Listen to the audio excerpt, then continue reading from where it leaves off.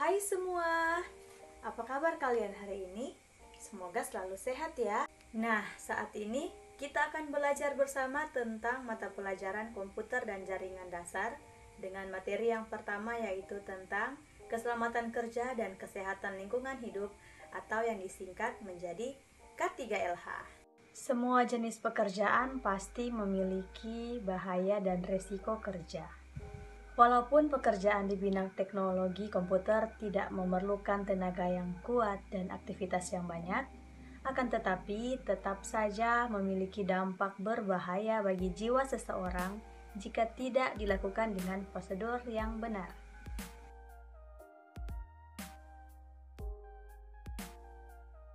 Untuk mengetahui bagaimanakah kesehatan dan keselamatan kerja secara umum di bidang teknologi, kita perlu memperhatikan beberapa hal. Yang pertama, prinsip keselamatan dan kesehatan kerja. Yang kedua, undang-undang keselamatan kerja. Yang ketiga, pengenalan tempat kerja. Yang keempat, peralatan dan keselamatan kerja. Yang pertama, prinsip keselamatan dan kesehatan kerja. Secara umum, terdapat beberapa prinsip dalam pengaturan maupun pelaksanaan kesehatan dan keselamatan kerja. Secara garis besar, prinsip ketiga adalah perlindungan terhadap pekerja. Hal ini sejalan dengan filosofi paling mendasar dari kesehatan dan keselamatan kerja, dalam menjamin keutuhan dan kesempurnaan melalui perlindungan atas keselamatan dan kesehatan para pekerja dalam menjalankan pekerjaannya.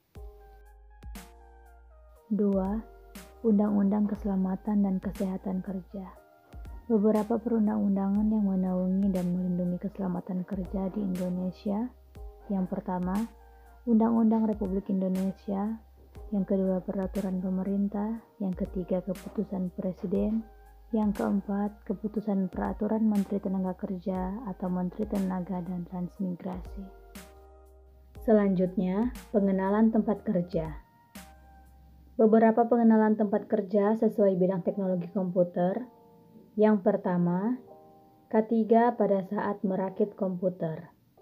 Merakit komputer adalah pekerjaan yang membutuhkan ketelitian dan keuletan.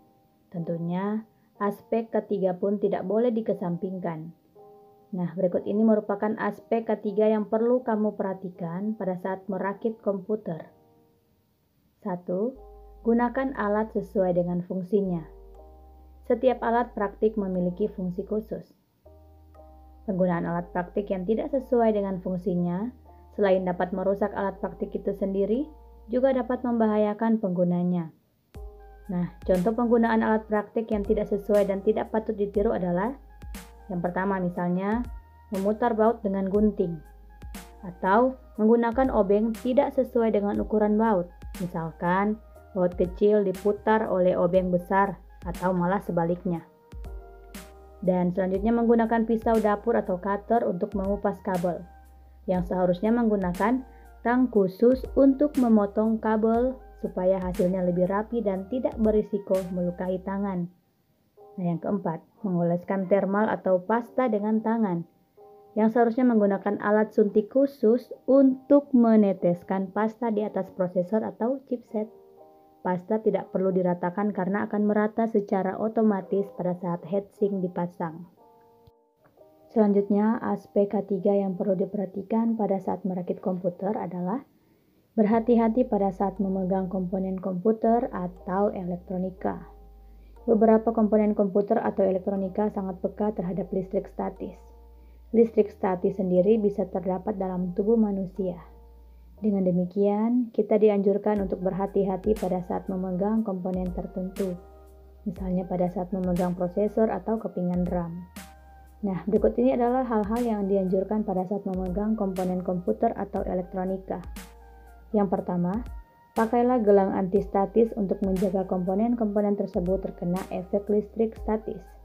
Yang kedua, cuci atau bersihkan tangan terlebih dahulu sebelum dan sesudah memegang komponen atau melakukan praktek.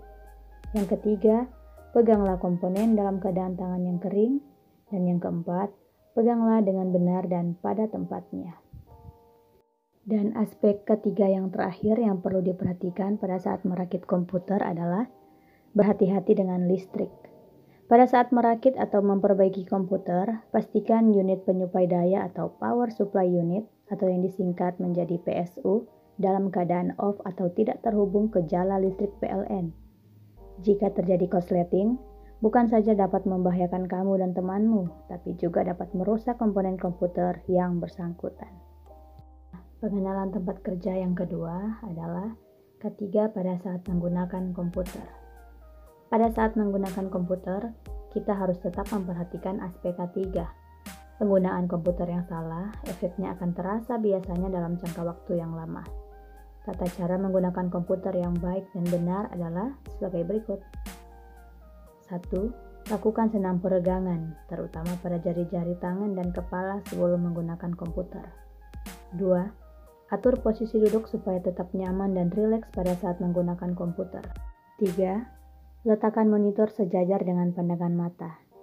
Letak monitor yang terlalu tinggi atau terlalu rendah bisa menyebabkan otot leher pegal-pegal karena terlalu lama membungkuk. Bila tidak memungkinkan, usahakan untuk sering menggerakkan kepala pada saat menggunakan komputer. Yang keempat, posisikan keyboard dan mouse sejajar dengan tangan. Posisi keyboard atau mouse yang kurang pas akan menyebabkan tangan cepat pegal. Selanjutnya, ketiga pada saat memasang jaringan.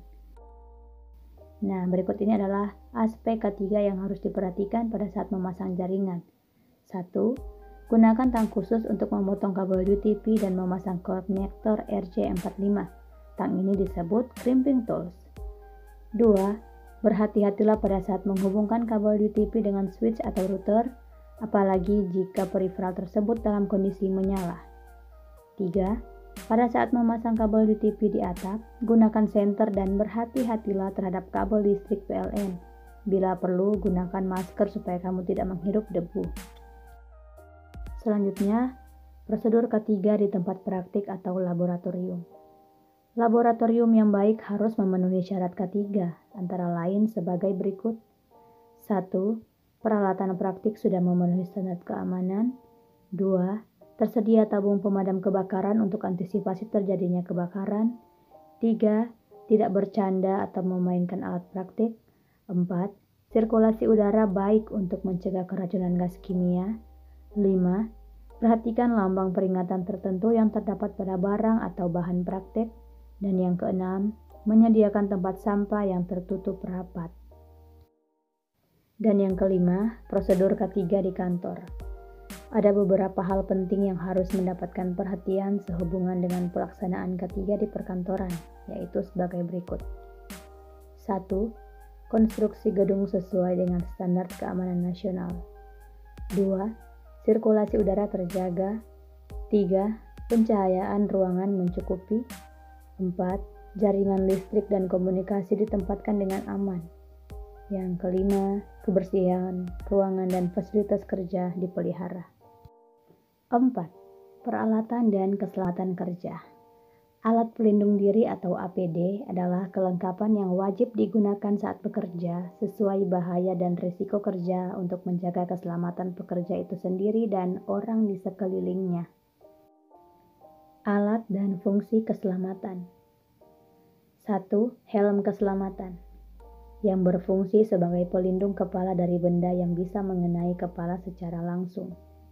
Yang kedua, sepatu pelindung seperti sepatu biasanya, tapi untuk sepatu yang ini terdapat dari bahan kulit dilapisi metal dengan sol dan karet tebal dan kuat.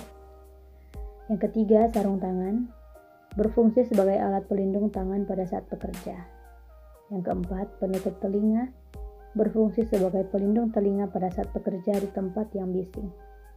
Yang kelima, berfungsi sebagai penyaring udara yang dihirup saat bekerja di tempat dengan kualitas udara buruk, misalnya berdebu, beracun, dan sebagainya. Nah, demikian penjelasan materi tentang keselamatan kerja dan kesehatan lingkungan hidup atau K3LH. Semoga bisa dipahami dan sampai jumpa di video pembelajaran selanjutnya.